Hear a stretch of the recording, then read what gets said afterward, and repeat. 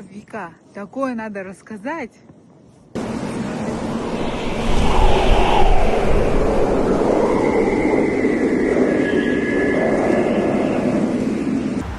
Не могу посмотреть, что на видео.